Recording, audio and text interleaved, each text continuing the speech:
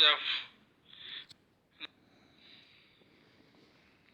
औज़ुबिल्लाहिमिनश्शैतानिर्रजीम बिस्मिल्लाहिर्रहमानिर्रहीम। अस्सलाम वालेकुम दोस्तों, आज की वीडियो में मैं बात करने जा रहा हूँ जियोमेट्रिक मीन की। पिछली वीडियो हमारी थी वो अर्थमेटिक मीन के ऊपर थी, उसकी कुछ प्रॉपर्टीज़ को भी बयान करना बाकी है, लेकिन आज की वीडियो हम बना रहे हैं जियोमेट्रिक मीन के ऊपर। जियोमेट्रिक मीन कुछ इस तरीके से डिफाइन होती है: if x1 x2 x3 up to so on xn are n positive values, then geometric mean is defined as gm is equal to g। हम gm से भी डिनोट कर सकते हैं और g से भी डिनोट कर सकते हैं। अमूमन हम इसको आम प्रैक्टिस के अंदर g से डिनोट करते हैं, is equal to x1 x2 x3 up to so on xn।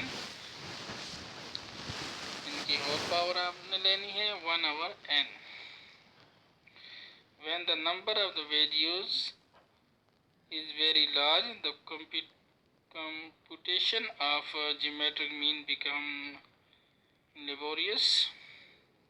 Therefore, we make use of logarithm. Thus, the formula become as g is equal to anti-log summation log x divided by n.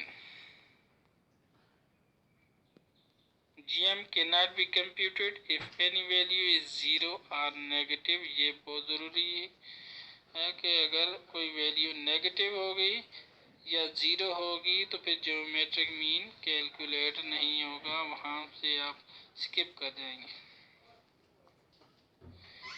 Geometric mean of the data ये नीचे दिया हुआ है example में, इसका हमने geometric mean मालूम करना है। उसके लिए हमारे फार्मूले के अंदर जो चीज़ें हैं वो हमने पहले log x लेना है। log x लेंगे, फिर उसका सम करेंगे तो समीशन log x हो जाएगा, और उसको फिर हमने n के साथ डिवाइड करना है, और इन पूरे का जो आंसर आएगा उसका एंटी लॉग ले लेना है। ये प्रैक्टिस है। सबसे पहले हमने log x लेना है, यानी x का log लेना है, उसको जमा करना है। वो जो जमा आएगा उस जमा से टोटल ऑब्जर्वेशन को हमने करना है तकसीम डिवाइड, और उसके बाद उसका जो आंसर आएगा उस आंसर का हमने एंटी लॉग ले लेना है। तो आइए आज की प्रैक्टिस को कंटिन्यू करते हैं। और हमारे पास जो वैल्यू आई थी 50, 35, 120, 70, 35 और 85 और 8, इसका हमने लॉग ले लिया।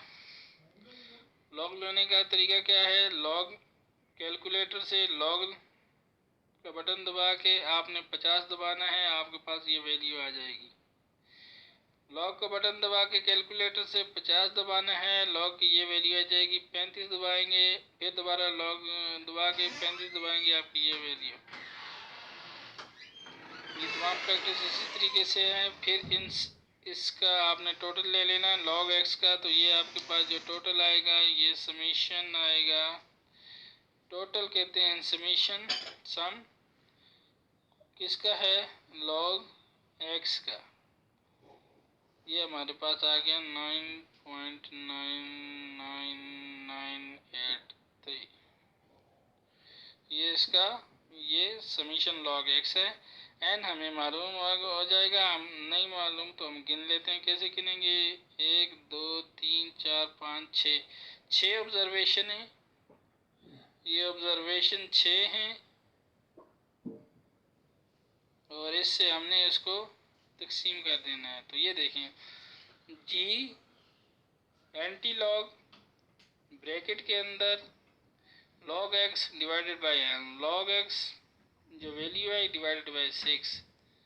तो ये हमारे पास वैल्यू आ गई, जो आंसर आया। अब जो आंसर हमारे पास आएगा इसको डिवाइड करने से, चलो मैं आपको बताता हूँ किस तरीके से आता है ये, ताकि क्लियर हो जाए।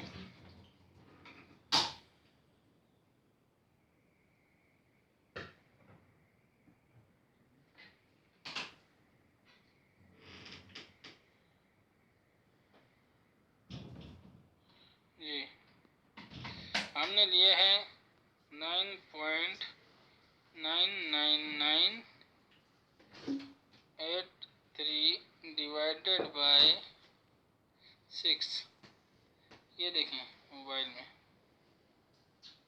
1.6666 आ रहा है इसके साथ। ये हमारे पास आ रहा है 1.6666।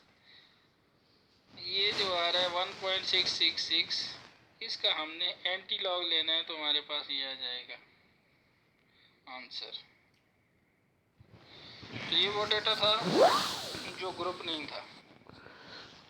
अब ग्रुप डेटा में क्या फ़र्क आएगा? हल्का सा फ़र्क है फ्रीक्वेंसी का। ग्रुप डेटा में सिर्फ फ्रीक्वेंसी, जहाँ पे फ्रीक्वेंसी दी हुई है ना, अब समीशन वही log x है लेकिन फ्रीक्वेंसी है उसके साथ। यानी कि आपने इस तरीके से करना है, एक टेबल का इजाफा हो जाए, एक कॉलम का इजाफा हो जाएगा फ्रीक्वेंसी वाले का।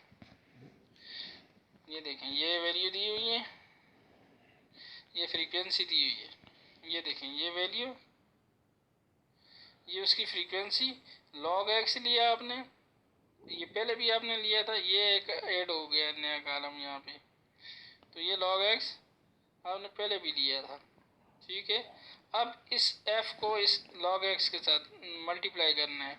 आपको जो फार्मूले में चाहिए summation f log x, summation f log x चाहिए, तो उसके लिए इसको और इसको मल्टीप्लाई करेंगे। 2 को मल्टीप्लाई करेंगे 1.0792 के साथ, तो आपके पास आंसर जो आएगा 2.1584। इसी तरीके से इस सब को मल्टीप्लाई करते जाएंगे, टोटल हमारे पास ये आ गया। ये आया है हमारे पास समीशन f log x, ये हमारे पास ये आया है। अब हमें फ्रीक्वेंसी भी चाहिए, इसका टोटल भी चाहिए, डिवाइड बाय समीशन f है, तो ये इसका समीशन f ये 20। अब इसको इससे डिवाइड कर दिया, जो आंसर आया उसका एंटी लॉग ले लेंगे। आंसर हमारे पास आया ये 1.1972, इसको एंटी लॉग लिया तो हमारे पास 15 यानी 15.58, ये हमारे पास इसका आंसर आया जियोमेट्रिक मीन। और वेटेड के अंदर ये भी जियोमेट्रिक मीन है, समीशन f log x। तरीकाकार वही है, फ्रीक्वेंसी लेनी है, x लेना है, x यहाँ पे x निकालना पड़ेगा, इसमें x निकालना पड़ेगा। x इसमें से x ऐसे निकालेंगे 100 को, यानी लोअर वाली और अपर वाली को जमा करके 2 से तकसीम कर देंगे, तो ये हमारे पास निकल आएगा इसका x मिड वैल्यू होता है।